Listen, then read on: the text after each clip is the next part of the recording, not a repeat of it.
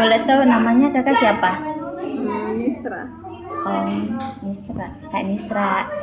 Menurut kakak, bagaimana kondisi secara umum anak ini di sekolah?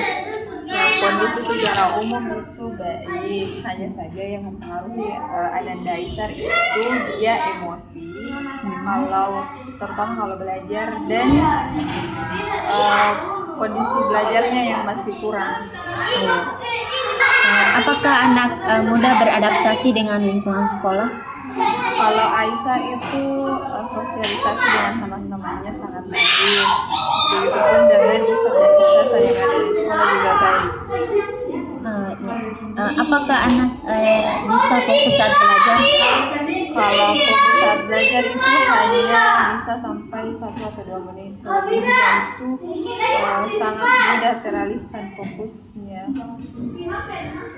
Kapan biasanya anak mulai tidak tenang atau sulit diarahkan? Ketika pembelajaran sudah berjalan mungkin sekitar 10 menit, biasanya Ananda akan marah dengan terkadang melempar pulpennya atau berteriak atau mengatakan capek mau main. Bagaimana cara kakak mendampingi, menenangkan atau mengarahkan anak ini? Biasanya untuk menenangkan saya berikan waktu sekitar 5-10 menit kepada Ananda untuk beristirahat. Kalaupun Ananda tidak ingin beristirahat di dalam kelas, biasanya saya ajak keliling sekolah, berjalan-jalan sekitar 10 menit lalu kembali ke kelas untuk kembali belajar. Bagaimana hubungan anak dengan teman-temannya? Murid dengan teman-temannya itu baik. Mereka murid terkadang ikut bermain bersama teman-temannya seperti bermain bola ataupun bermain petak umpet.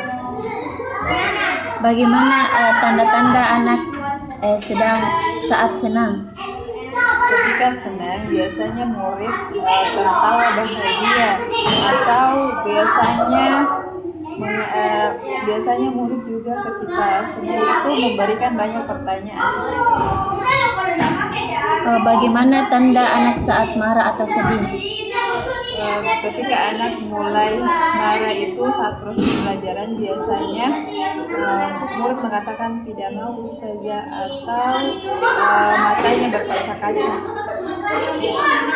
Apa biasanya membuat anak merasa tidak nyaman?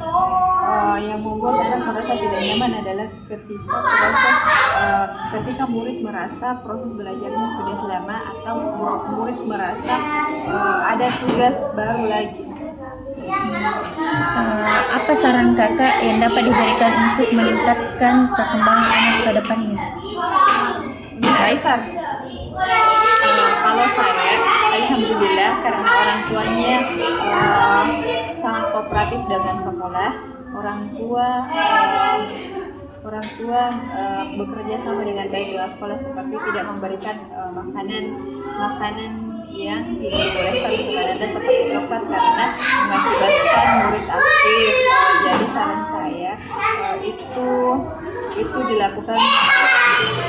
dilakukan secara terus-menerus agar perkembangan pada Ananda dapat meningkat meskipun